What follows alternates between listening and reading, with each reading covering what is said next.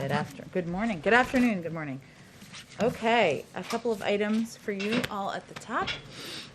Yesterday, the president laid out a once-in-a-century capital investment in America that will meet our current infrastructure needs, invest in manufacturing, research and development, and the care economy, rebuild our economy, and create good-paying jobs for American workers.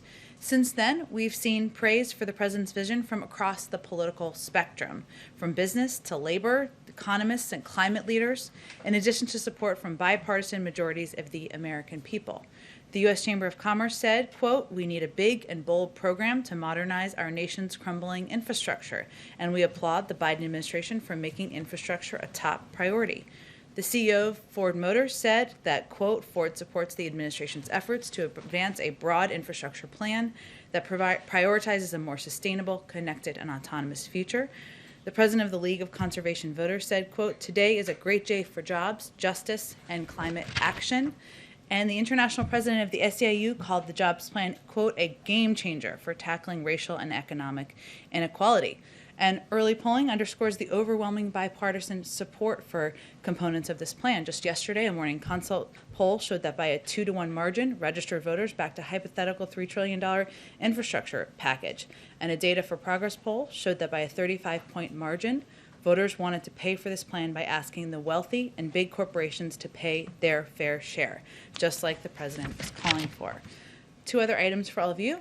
Today, the Biden-Harris administration is launching a nationwide grassroots network of local voices and trusted community leaders to encourage people to get vaccinated. We've talked in here quite a bit about how effective and impactful we've seen having community voices, trusted voices, be the people who are getting the information out to communities. So this is a reflection of that. Some of the 250 founding members include NASCAR, the American Medical Association, NAACP, UNIDOS, the Chamber of Commerce, and Catholic Charities. Collectively, the group of founding members has the ability to reach millions of people and deliver critical public health information. This morning, the Vice President and Surgeon General Vivek Murthy spoke with some of the community core founding members about the unique efforts that communities across the country are taking to get more shots in arms, including by hosting virtual town halls, giving workers paid time off, and conducting direct outreach to people within their community, and a lot more work, of course, to come from there. Two more short items. President Biden, as a part of the American Rescue Plan, we have another development to convey. He promised, of course, to get health care costs down for families through a number of steps he's taking. And beginning today, Americans can go to healthcare.gov to take advantage of reduced premiums, increased savings, and quality, affordable coverage. Americans currently enrolled in Marketplace coverage will see their premiums decrease on average by $50 per person per month and $85 per policy per month. So that certainly is a positive development. Last thing, finally, as part of our commitment to transparency, I wanted to let you know that the president was tested for COVID-19 this week. COVID-19 was not detected. He's tested every 2 weeks as a part of regular screening. Darlene, why don't you kick it off? Thank you, Jen. A couple of questions on the infrastructure bill. Mm-hmm. Can you give us a sense, now that the president has announced the details, what comes next from the White House in terms of travel by the president or the vice president or any other members of the cabinet in terms of selling the plan? And will we see something similar to Help Is Here for the COVID bill? Well, I think you can certainly expect that the president, the vice president, will be involved in making calls, doing outreach, communicating with members of Congress, with governors, with elected officials, and of course with the American people. I will say the piece that's slightly different, or in addition to, is what the president announced at the cabinet meeting, which is that he has asked some key members of his cabinet to serve in a jobs cabinet, to be front and center voices engaging with members of Congress, with leadership in Congress, with governors, with elected officials, with the American public through media and through other direct communications, also traveling around the country to communicate about this plan that he's proposed. So that's another piece of it that you will see grow over the coming weeks. And former President Donald Trump says that the tax increases that are in the corporate tax increases that are in the plan will shift more companies and jobs overseas, and that China will be the big winner there. it also depends on getting countries to stop a race to the bottom on corporate taxes, and we're just wondering, how do you get those other countries to go along with that idea of, not racing to the bottom on corporate taxes? Well, we have a little chart. Maybe we can pull up on the screen here. Hopefully, we'll cue it to come up just to show. Was it up before? Well, we'll bring it up again because it's a relevant one for people to take a look at. That just shows the journey of corporate tax rates over the course of the last several decades. The fact is, the corporate tax rate at 21% is lower than it has ever been in the past. What we're talking about is raising it to 28%, which is lower than it's been in the past several decades for most of that period of time. And it goes back to a rate that was the case during part of the Bush administration. See, as you can see here. Now, during the 60s, it was up over 50%. Obviously, that's incredibly high. And it's gone down progressively. And it was in the mid-30s, as you can see, through about 2015 or right before then. And then it went dramatically down. What we're talking about is just raising it to a rate that is lower than it has been through the vast majority of time over the last 70 years. And we think that's an incredibly reasonable proposal. I will say that in the wake of the 2017 tax giveaway to corporate America, I should say, 91 of the Fortune 500 companies paid no federal taxes. Zero federal taxes. That is not something that the American people believe is fair, that we believe is fair. And what we're talking about here is making adjustments to the tax code to make it more fair, to invest in our infrastructure, invest in American workers, so that we can be more competitive over the long term. And then lastly, earlier today in Kentucky, Senator McConnell was talking and said that the package, quote, is not going to get support from our side. He opposes the undoing of the 2017 tax cuts and said that, quote, I'm going to fight them every step of the way. So how do you respond? I think there's some more questions to be asked. Does he disagree that our nation's infrastructure is outdated and needs repair? Does he disagree that we need to do more to put American workers back to work and to invest in industries that have growth potential over the long term? Does he disagree that 1/3 of the country who doesn't have broadband access should have access to broadband? There are a lot of areas where there is agreement with across the political spectrum, from investment in infrastructure, doing more to be competitive with China, and what we're really talking about here is how to pay for it. And so what we're looking for is proposals of alternatives. If you don't want to raise the corporate tax rate still lower than it's been over the last 70 years and across decades, if you don't want to do that, if you don't want to put in place a global minimum tax, what are the alternatives? We're happy to hear those proposals. Go ahead. Thanks, Jen. Yesterday, when President Biden spoke about corporate taxes, he specifically named Amazon out of the kind of Fortune 500 companies that have paid zero federal taxes. Why did he just name Amazon?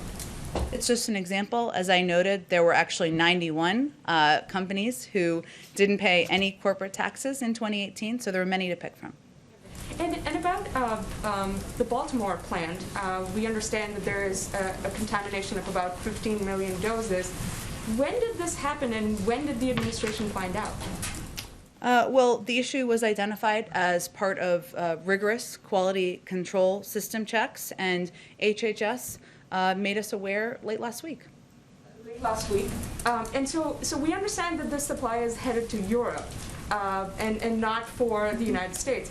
But how does that really overall sort of change J&J's supply plans? And were they planning to use this plant to deliver the 24 million doses they had planned to deliver by the end of April to the United States?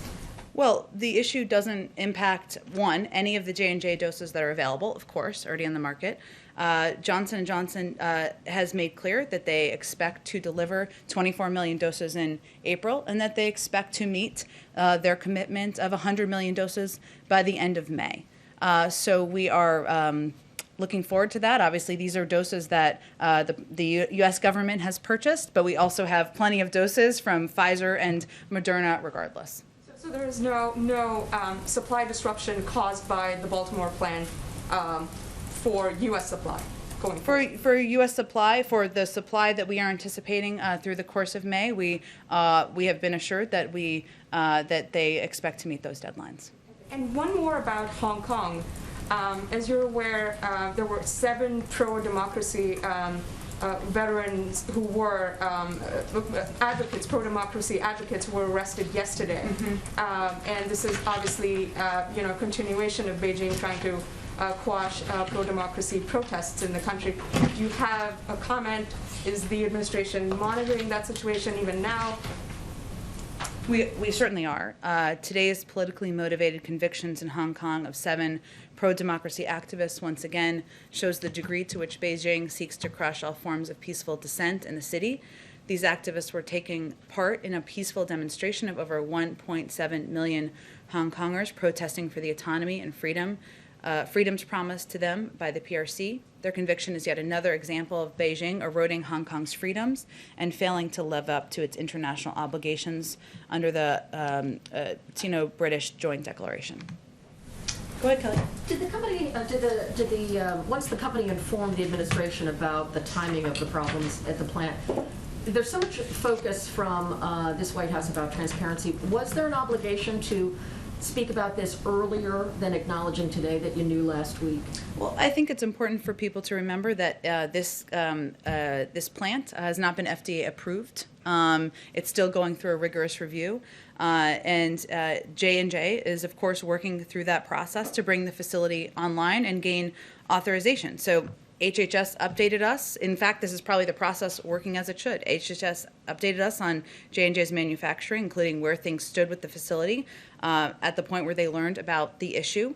It wasn't going to impact our supply. It wasn't going to impact the supply to the American people. And of course, J&J is working through this with the FDA. So we'd certainly refer to them on the process.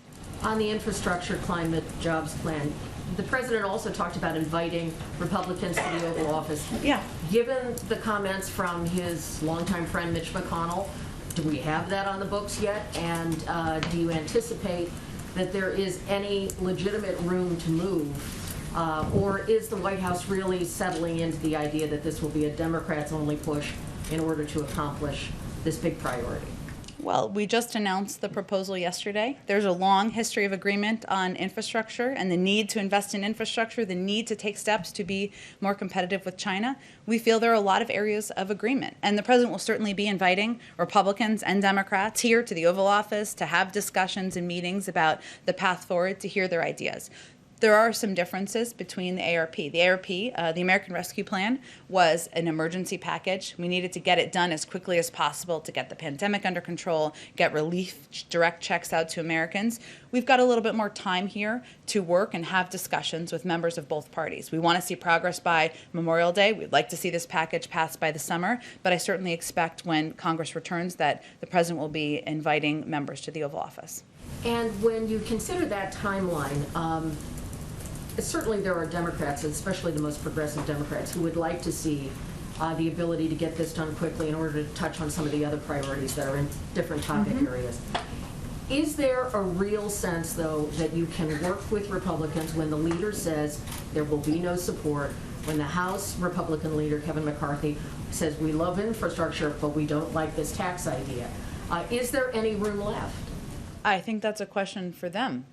They support investment in infrastructure, right? They believe we need to do more to compete with China. Maybe they don't believe we should pay for it. If so, they should say that. Maybe they have different alternative ideas. There have been some proposals out there about user fees or gas taxes, essentially. We don't agree with that. We don't believe that the cost should be on the backs of the American people. We believe that corporations should be able to bear the brunt for investing in America's workers. But they can come forward with their ideas. We believe we can start from a place where we agree. And given that the COVID economy has been hard on so many businesses, is this the time to try to increase taxes when they are not really out of the COVID slide of the economic impact of the pandemic? Well, what we're talking about here, that's exactly why we shouldn't be increasing taxes on the American people, on people making less than $400,000 a year, why we shouldn't be putting in place user fees, because people are still trying to get through this period of time.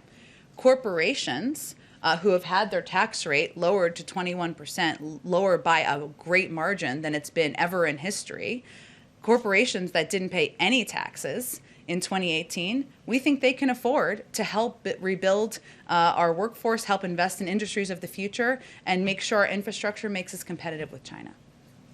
Thank you, Jen. You just repeated what the president was talking about yesterday. You want corporations to bear the brunt of the $2.25 trillion over 8 years, but there are these calculations now that the corporate tax hike is not going to raise that much until 2036. So I'm curious where the rest of the money comes from. Well, as was outlined in detail in our plan, we're talking about paying for an 8-year investment over the course of 15 years.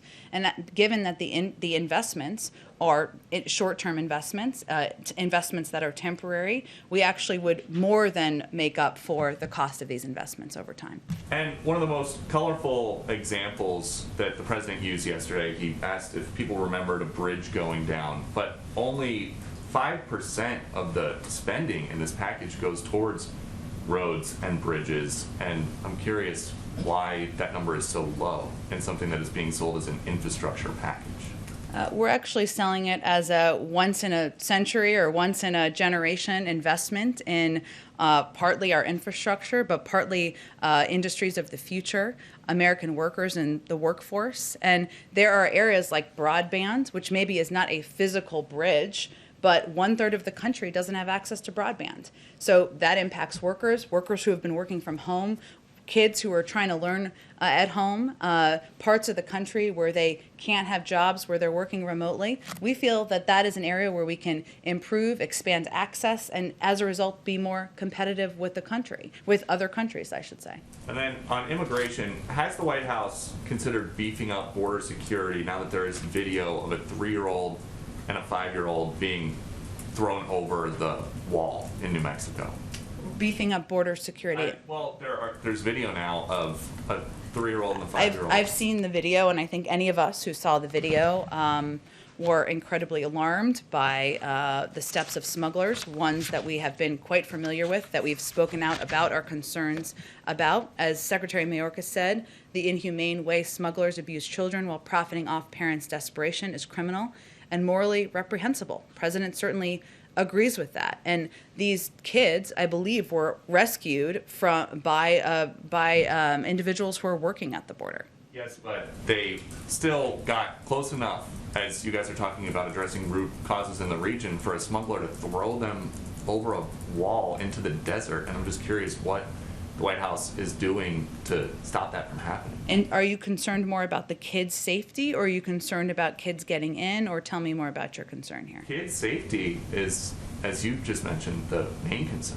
Well, of course it is, which is why I'm often surprised by some of the line of questioning in here. But I will say that our concern and our focus is on sending a clear message to the region that this is not the time to come. You should not send your kids on this treacherous journey, that these smugglers are preying on vulnerabilities in these communities. There's a lot of issues and steps we need to take to address root causes. So of course our concern is for the safety of these kids. These Border Patrol agents who save these kids deserve our thanks and our gratitude for ensuring their safety. Go ahead. Thank you. It's not just Leader McConnell, of course, and Republicans who are taking issue with some of this plan. We've seen some Democrats also voicing some concerns. So what is the president's message to these progressive members who say this plan doesn't go far enough?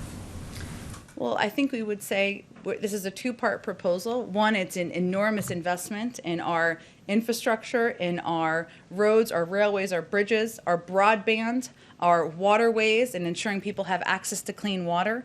It accounts for, I think the number is about 1% of our GDP, so it certainly is a significant attempt to address that. It's also a two-part proposal, and the president will be speaking more in the coming weeks about how we can do more to help our caregivers, some of that was in this package, but help address the needs of child care, help lower the cost of health care, and help do more to ensure we're easing the burden on families across the country. Is the president confident that he can get Democrats united behind this plan?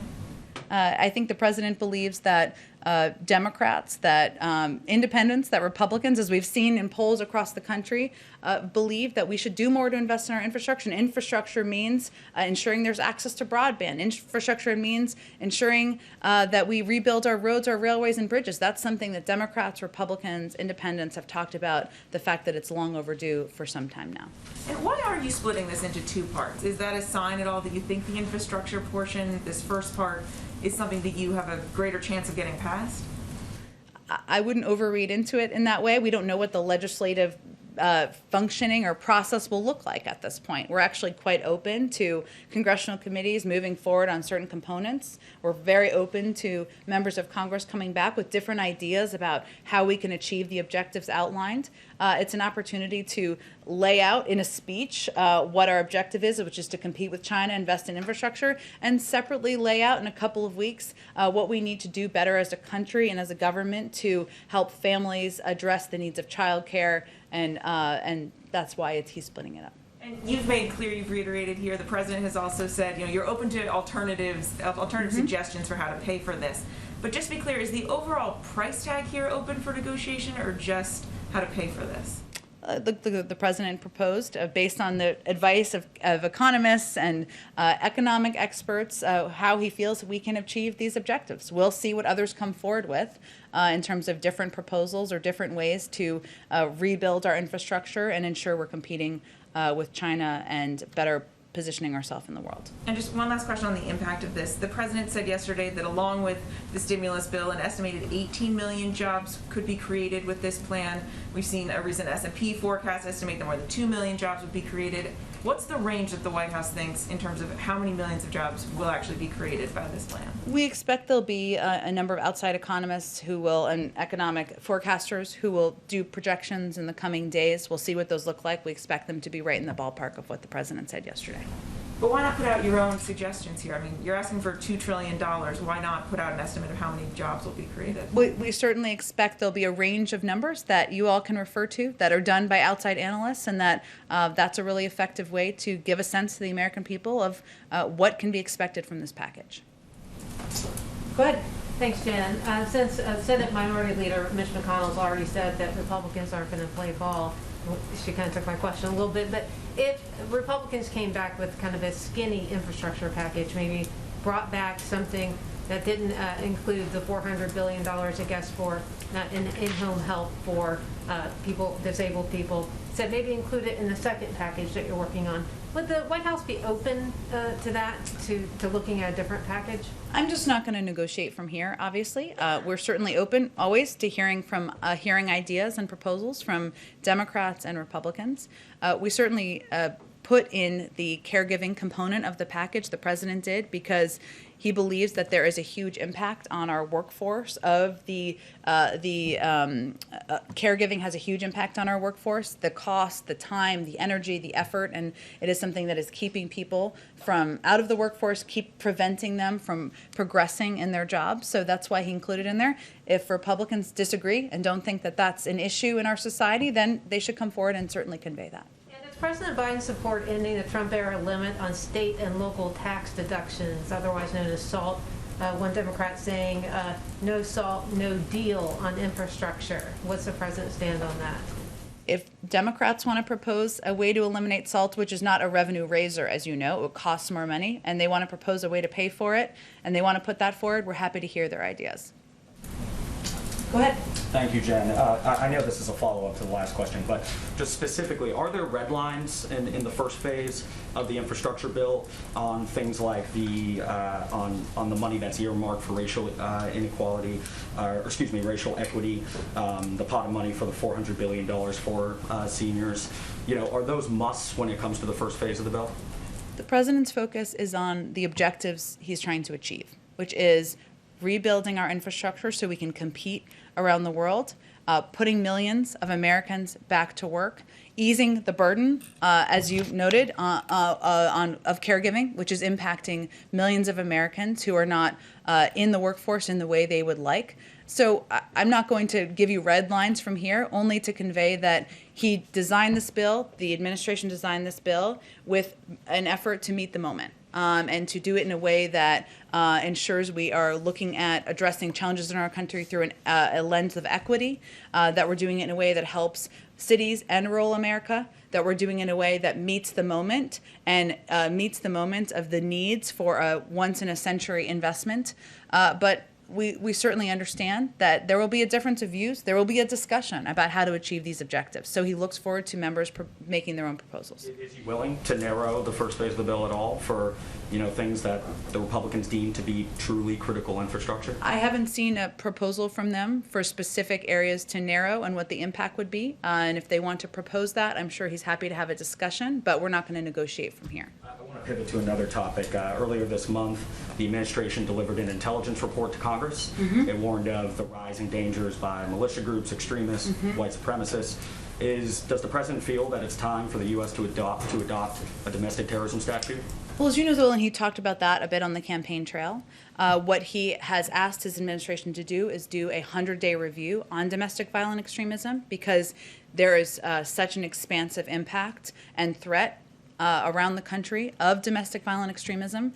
We have a couple more weeks of that review that are underway, the policymaking component of that, and I expect once it's concluded, there'll be some recommendations on how to best address this threat. And then I have a quick immigration question. Sure. The administration has often cited that they continue to expel single adults, families, or intend to expel families back south across the border. I mean, those migrants are going to some of the same areas that they were returned to under MPP as well. The administration unwound MPP and criticized it pretty sharply. And CDC officials have also reportedly opposed Title 42 when it was implemented by the Trump administration. So how does the continued use of that rule square with President Biden's campaign pledge to restore asylum at the border? And secondly, what is the CDC assessing when it comes to deciding when to lift that order? Well, first, we're still in the middle of a public health crisis. There's 1,000 people a day approximately dying of COVID-19 still. And of course, the CDC and others, and I would defer to them on what their criteria are and their timeline, but they look at that and, of course, the impact. So I don't anticipate any near-term change, but I would defer to them on their timeline. Go ahead. On the list of the most urgent infrastructure projects that you have identified as an administration, when will the White House put out a list of those projects as outlined in the plan, and which agency is in charge of this? Well, there's a jobs cabinet and council, or jobs cabinet, I should call them, that will be playing a variety of roles, including in the internal policy development process, and engagement with Capitol Hill, engagement with governors, engagement with the American public. Once the bill passes, there'll be a competitive bidding process. Okay. So to clarify, the five individuals that the president named today as being in charge of selling? In terms of they will be in charge of, sorry to combine the things, they will be in charge of communicating with the public, communicating with Congress, communicating with mayors and governors, having discussions about different components of the bill, whether it's broadband or different infrastructure components, the impact on businesses. These are the cabinet members who will all play a role in this engagement. But the competitive bidding process obviously wouldn't start until the bill's passed. Okay. On the president's budget or the discretionary guide, can you give us an update on why it's delayed? I think we expected it to be out today. I don't have any update on the timeline. I know it will be out soon, but I don't have any more specifics for you. And then one lastly, on the president's interview with ESPN last night, he was obviously very critical of the Texas Rangers reopening their stadium at full capacity in the middle of a pandemic. Apart from urging people to wear masks, wash their hands, socially distance, is the president planning to take any other measures to try to slow the pace of the reopening and engaging with governors, especially as we see a rise of cases in a number of states?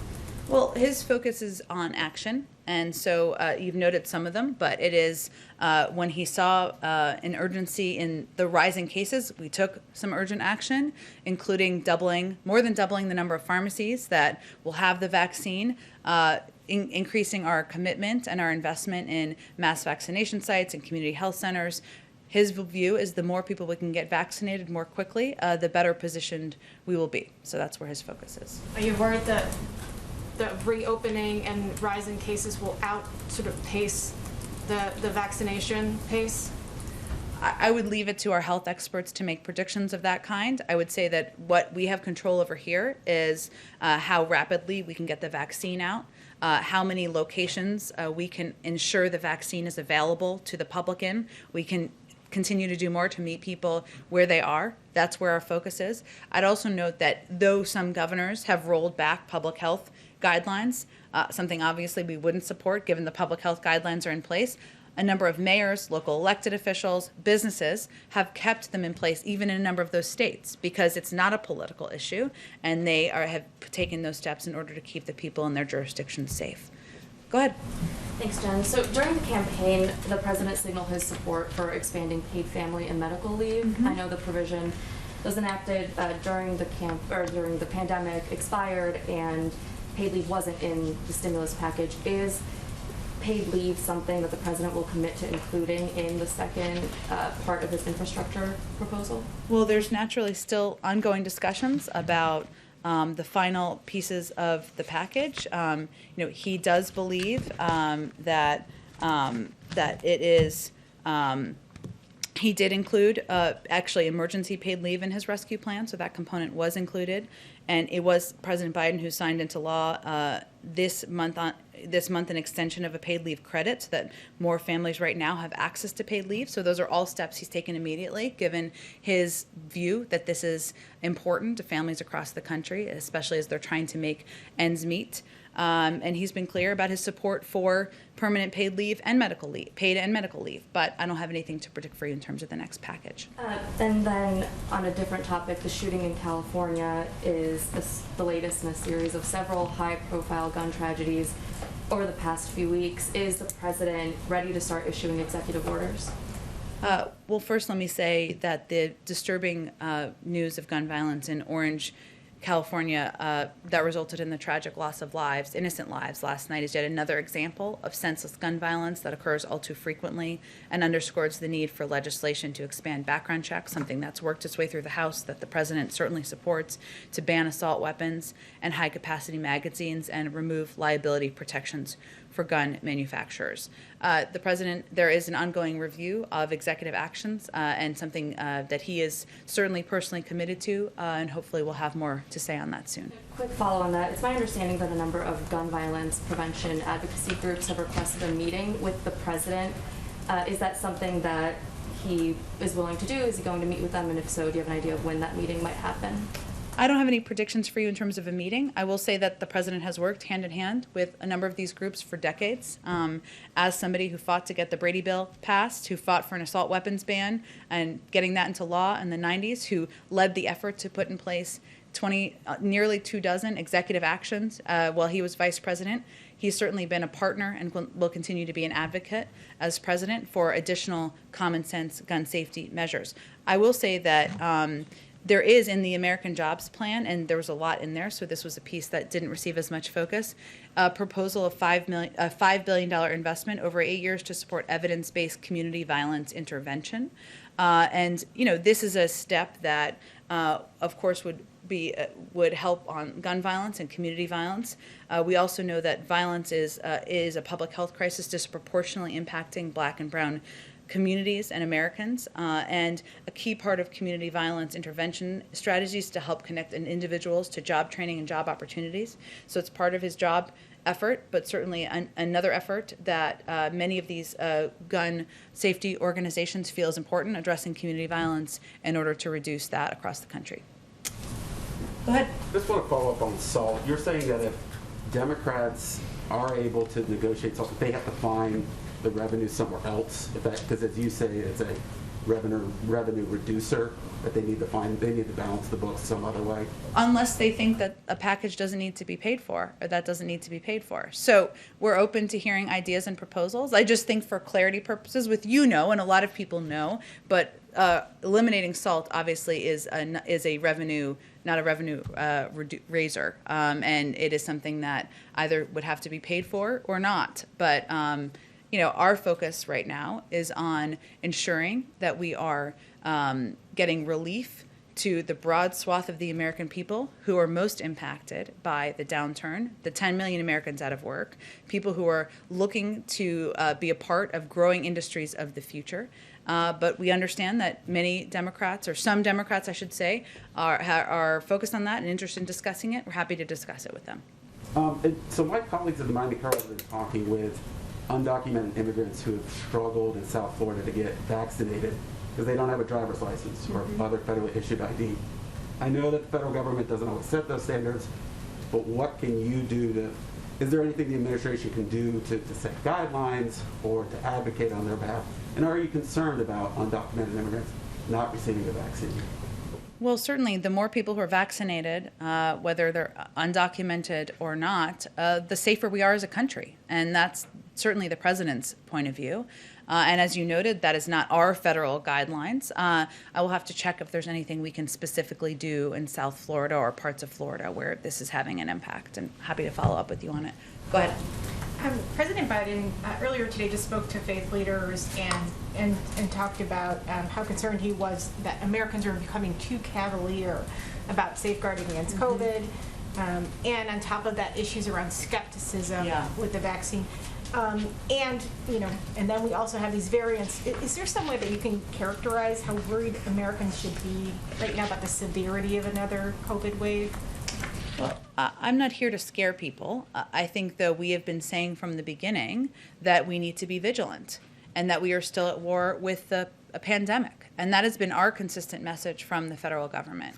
One of the reasons why the president did the meeting with faith leaders today is that we've also seen that it is the most powerful voices, the most impactful voices in communities are those who are leaders in their community. Sometimes those are faith leaders, civic leaders, local doctors, and that's why a big part of our investment is, as we look to the next stage of this, which is a focus on vaccination, is in those communities. So I think that was the purpose of the meeting today. But I think, to be clear from here, we've seen progress around the country. We've seen, of course, the data of the number of people who are vaccinated, but we also need to remain vigilant, and that's why the president repeats that message at every opportunity. You said you're not here to scare people. It's been Biden's message. I will always be frank with people. And do you think that the administration is doing that right? Absolutely, we are conveying, and we've conveyed consistently, nearly at every opportunity, that we need to remain vigilant. People need to still wear masks. They need to social distance. They need to hand wash. That even as more people get vaccinated, even as people are vaccinated, if you get vaccinated with Pfizer, you get your first dose. 3 weeks later, you get your second dose, and it's not until 2 weeks after that it has the full impact. That's 5 weeks after the first dose. So even as more people are vaccinated, we need to remain vigilant. That's been our crystal clear message from the beginning, from this, and consistently, even as people have felt that we did not need to abide by the guidelines in some parts of the country. Go ahead. Thank you. The administration is praising its results in terms of the vaccination campaign. But when it comes to vaccine diplomacy, it remains clearly behind China or Russia. Is the White House considering any measure apart from the participation in COVAX to catch up with those countries before the entire American population is vaccinated? Our focus remains on ensuring the American people are vaccinated, and we, of course, remain open to a range of options of helping and being a part of the global community moving forward. But that remains our first focus. So there will be no export before the end of the American We exported campaign. some doses of AstraZeneca to Canada and Mexico, so no export. We obviously will consider a range of options, but our focus remains on vaccinating the adult Americans in this country. Go ahead. Thank you, Jen. We reported earlier today that Senator Joe Manchin has privately expressed to some co-sponsors of the Equality Act that he is not yet on board with voting for that legislation, which obviously makes his path to breaking the filibuster even more difficult. If that ends up happening, if it ends up being thwarted by the filibuster, has President Biden given any thought to considering support for the Fairness for All Act, which is being floated as sort of a compromise measure by moderate Republicans? I'd have to check with our legislative team on that. It's a great question. I can follow up with you after the briefing. I do like sort of follow up. Go ahead. Because some community leaders that I've spoken with about the Fairness for All Act have pointed to specific carve-outs, like allowing some businesses with fewer than 15 employees to deny service to someone for being LGBT as being really tough pills to swallow. Would he commit, or could this administration commit at this point, to not signing legislation that would create carve-outs like that? I think the president supports the Equality Act. He's been clear about that. I don't think I'm going to get too far ahead down the rabbit hole of this while it's still being negotiated through Congress. Go ahead in the back. So thank you, Jen, by the way. The fourth key element in the American Jobs Plan is invest in R&D. And one of that in there is bringing critical supply chains back to the United States. What specific incentives is the administration going to give companies? Are we talking about tax breaks, direct payments, and then would there be disincentives, meaning tariffs put on items that are not brought back, or critical supply chains that are not brought back? It's a really great question. I know there's a supply chain kind of meeting coming up that is being hosted by our NAC director and our Jake Sullivan, who's our national security advisor, where I'm sure they'll discuss a range of issues. And I'm sure this will be a discussion with members of Congress as they're engaging with our jobs cabinet. So it sounds like there's more to discuss on this topic. So you don't know if it's tax incentives at this point? I'm sure I can get you more specifics on it after the briefing. One other subject. In Georgia, talking about the voting bill that was just signed from the governor, community organizers have threatened boycotts on big companies like Delta, Coca-Cola, Home Depot, in part from some of the information that's come from the president. In his last news conference, he said that the bill requires voting to end early at 5 p.m. And you've said, and some others said, that words matter. The bill actually standardizes voting hours by counties and adds Saturdays and Sundays voting, and it also allows extended hours from 7 a.m. to 7 p.m. So is there going to be a correction issue? It standardizes the ending of voting every day at 5, right? It just gives options? 7 to 7 is what it gives options to expand it, right? But it standardizes it at 5. It also makes it so that outside groups can't provide water or food to people in line, right? But it makes it more difficult to absentee vote. Are those things all correct? Voting on the day of is 7 to 7, and early voting can standardize adding Saturday and Sunday. So my question is the tone going to change out of the White House? Or the tone for a bill that limits voting access and makes it more difficult for people to engage in voting in Georgia? No, that's actually not what the governor of Georgia has said. Well, I think that is not based in fact what the governor of Georgia has said. So no, our tone is not changing. We have concerns about the specific components of the package, including the fact that it makes it harder and more difficult for people to vote by limiting absentee options, by making it not viable, not possible for people to provide water to people who are in line, by not standardizing longer hours. So if you're making it harder to vote, no, we don't support that. Go ahead. A quick one. Is the president considering giving an address, a joint session of Congress near the 100-day mark? He is definitely considering giving a joint session address. I can't wait till we finally announce this because I know you all really want a date. We're working with leaders in Congress to finalize that. I just don't have a date quite yet for you. Gotcha. And then a quick follow-up.